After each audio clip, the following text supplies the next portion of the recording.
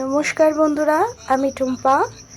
আমি আবার নতুন একটা ভিডিও নিয়ে চলে এসেছি। এটা দার্জিলিং ট্যুর আমি তোমাদের সাথে শেয়ার করছি। কিভাবে কম খরচে তোমরা দার্জিলিং যেতে পারো সেটাই আজকে আমি তোমাদের সাথে শেয়ার করব। তো এখানে দেখো, শিলিগুড়ি থেকে আমি কিন্তু এখানে শেয়ার গাড়িতে উঠে পড়েছি। তো শেয়ার গাড়ি করে এখন আমরা দার্জিলিংয়ের উদ্দেশ্যে বেরিয়ে পড়েছি। শেয়ার গাড়ি কিন্তু আমাদের মাথা পিছু নিয়েছে 250 টাকা করে। আমরা 5 জন আছি, 5 জনে 250 টাকা করে মাথা পিছু নিয়ে 1250 টাকা হয়। তো 1250 টাকার মধ্যে আমরা দার্জিলিং থেকে বলেছি মেল পর্যন্ত আমাদের পৌঁছে দিতে, তাতে আরও 200 টাকা বেশি দিয়ে 1400 টাকা আমরা দিয়েছি, দিয়ে মেল পর্যন্ত এই শেয়ার গাড়িটা আমরা ভাড়া করেছি। তো শেয়ার গাড়ি করে চলুন, দার্জিলিংয়ে গিয়ে কথা হচ্ছে। আর শুরুতেই বলে দিই, আমার কিন্তু প্রচণ্ড শরীর খারাপ ছিল। তো সকাল থেকে আমি পুরো ভিডিও বানাতে পারিনি, মধ্যখান থেকে ভিডিও বানিয়েছি। শরীরটা খারাপের জন্য এসে আমার প্রচুর বমি হয়েছে, শরীরটা খারাপ ছিল। এখন একটু ভালো আছি। তো বিকালবেলা আমরা সব বেরিয়ে পড়েছি রেডি হয়ে সবাই মেলের উদ্দেশ্যে ঘুরতে যাচ্ছি। হোটেল থেকে বার হচ্ছি এখন। তো চলো, আস্তে আস্তে আমি কিন্তু সব ইনফরমেশান তোমাদের দিয়ে দেবো, দার্জিলিংয়ে কিভাবে কম খরচে তোমরা ঘুরতে পারবে।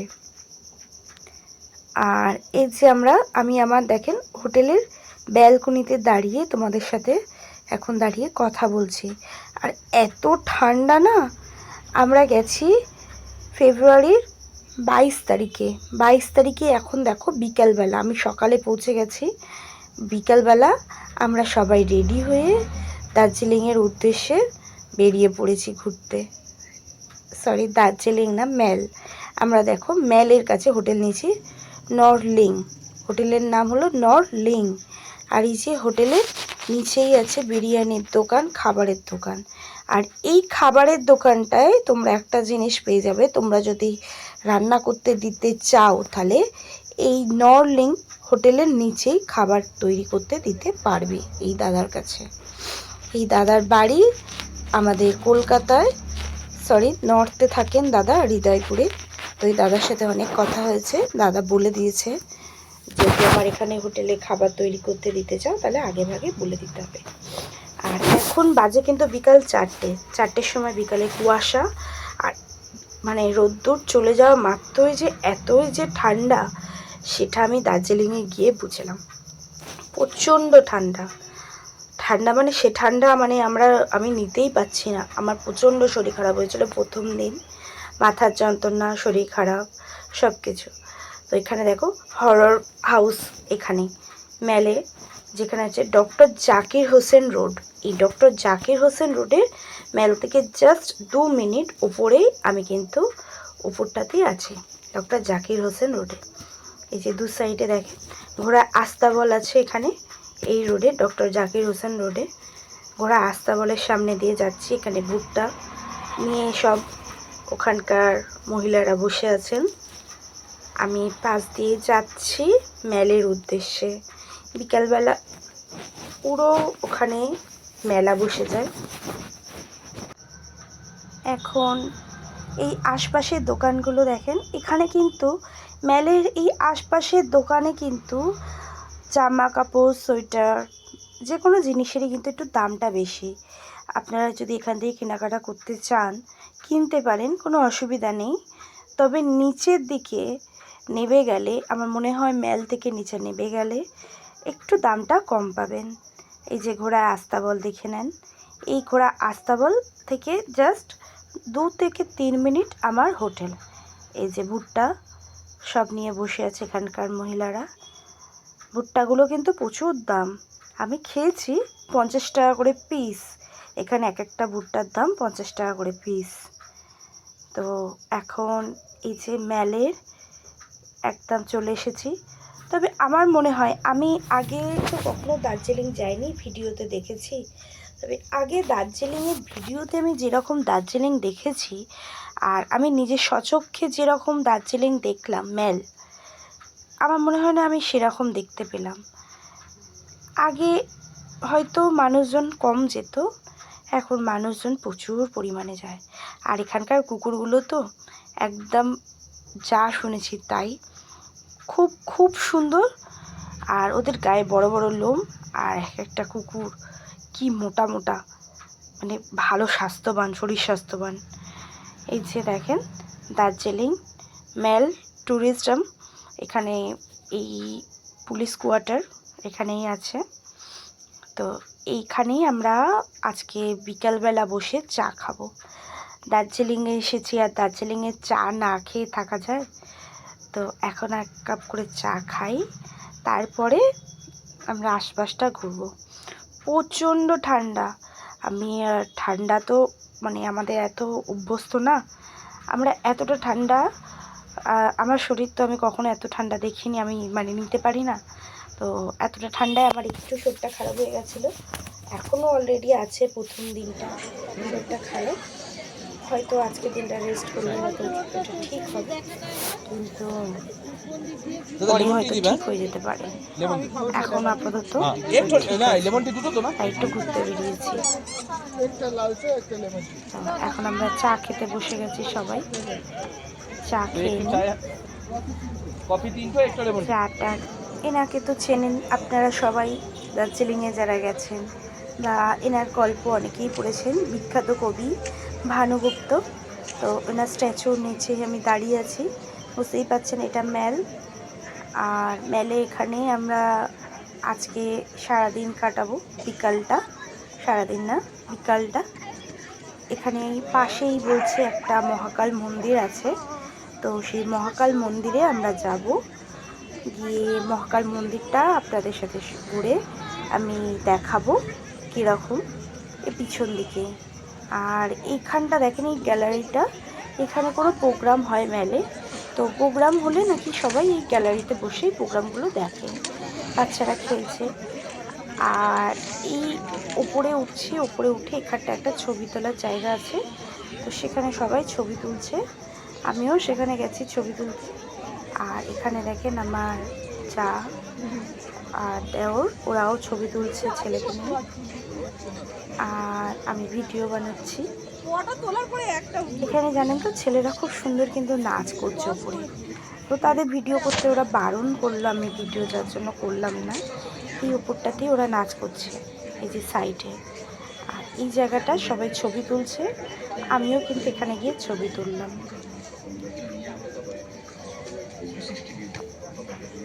খুব সুন্দর কিন্তু মিউজিকও চলছে, একটা সুন্দর হালকা মিউজিক।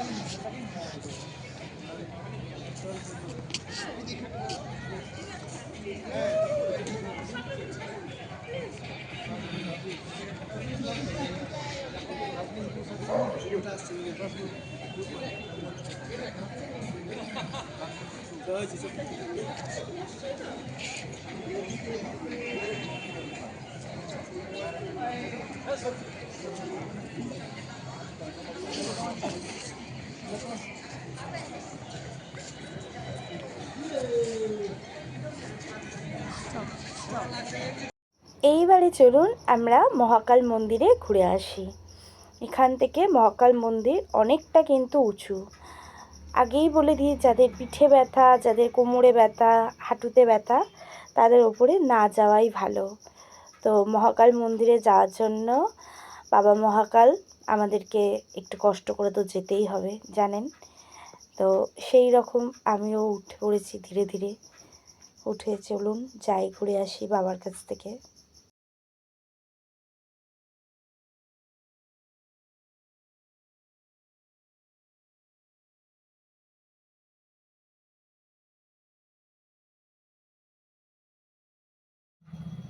আমি দেখুন অনেকটাই কিন্তু উঠে এসছি ওপরে।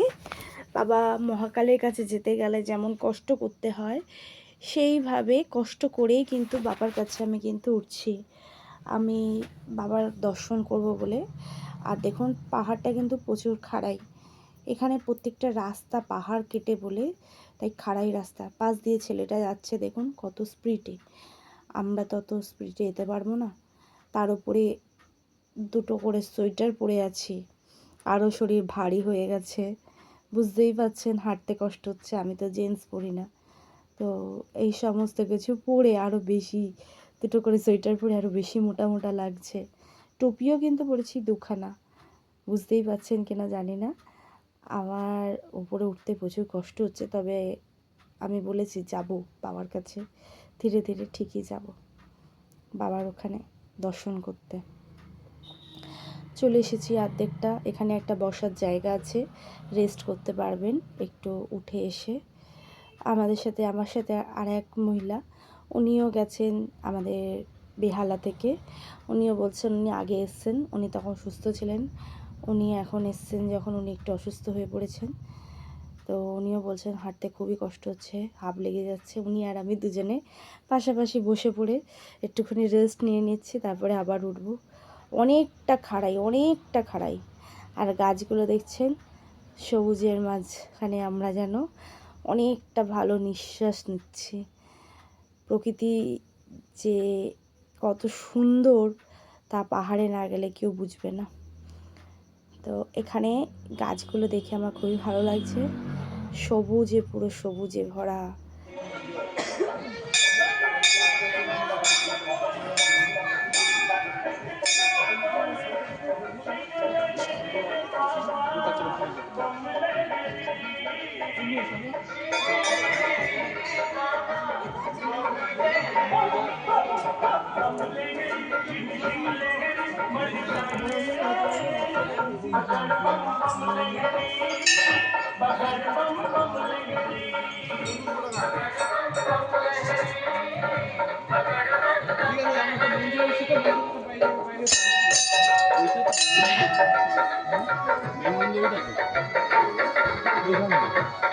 এইটা না এইটা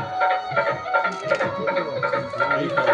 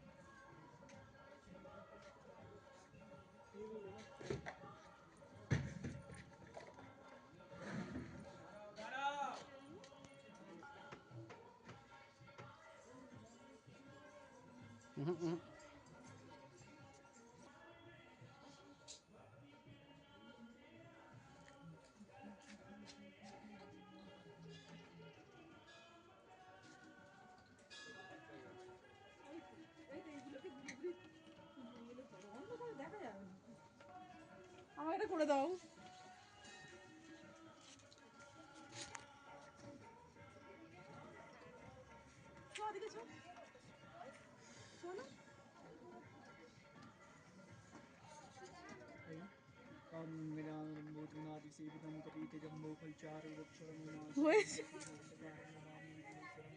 তোমরা যা করছি আগেরটা শোলা আগেরটাই রয়েছে বলা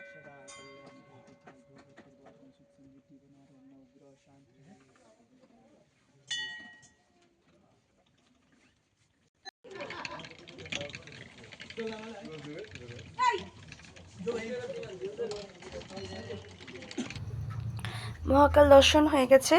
তারপরে বাইরে দেখুন এখানে বাবার 12খানা মূর্তি আছে। তো সেই বাবার 12খানা মূর্তি আমরা বাইরে ঘুরে ঘুরে দর্শন করছি। আর ভিতরে মহাকাল যে বাবার মন্দিরে মানে আসল যে বাবা বসে আছে সেখানে ক্যামেরা করা নিষিদ্ধ। আমরা ক্যামেরা করতে পারিনি, ভিডিও ক্যামেরা করতে পারিনি। আর আমরা সবাই এখানে দেখুন হাসাহাসি করছি এই কারণে, আমার যে ছেলে, যে দেওরের ছেলে, ও এই বাবার মাথায় যে সাপ আছে তো সেই সাপটা তুলে ধরেছিল, সেজন্য বাচ্চা তো বুঝতে পারেনি, তো সে তুলেছিল। তারপরে এখানে রেখে দিয়ে আমরা আবার ঠাকুরকে প্রণাম করে চলে এসেছি। তো ওকে নিয়ে তাড়াতাড়ি আবার আমরা সবাই নেমে যাচ্ছি। আমার ভিডিও যদি তোমাদের ভালো লাগে তাহলে অবশ্যই কমেন্ট করে জানাবে, আর কতটা কম খরচে হোটেল পাবে সেটাও আমি ভিডিওর মাধ্যমে জানিয়ে দেবো। তো